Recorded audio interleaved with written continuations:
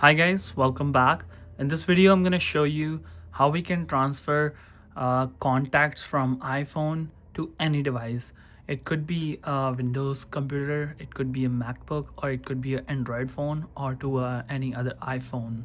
So the process is very simple. You just have to follow this guide.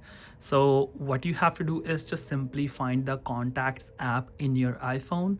So here is it. And now go to, click on this arrow and you will see all the lists here, right? So now if you want to select all contacts, so just long press on it and you will see export button here. Click on it and then you'll find select all fields. So click on that and hit on this check mark, and now you will see the sharing sheet here. Now you can either airdrop anyone, or you can save it to your files app so that you can use your contacts later or you can make a backup of your contacts. You can send it through email, so you can just email to anyone or email to yourself, and then you can sign in into any other phone or any iPhone so that you can download that file from your emails. You can send it over to Google Drive, and then you can make a shareable link. So now here is the file here. Now what you have to do is just hit on save to files. There we go. And now rename it.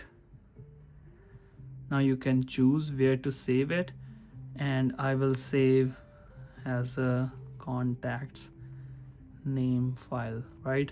So I'll hit on save and that's it. Now I have made my contacts backup file in my iPhone, and I'll show you where is it. So I searched for my contacts name file and you can see it's right here, and here's the share button, and again it will open the sharing sheet, and now I can get I can share my contacts to anyone. And if you want to share any single contact, you can just simply go to that contact and hit on share button. Here you go, share contact, and you will able to select that and share that contact. So that's the whole simple fix. Hope you guys find this trick helpful. Thanks for watching. Stay tuned. Thank you. Bye bye. Peace out.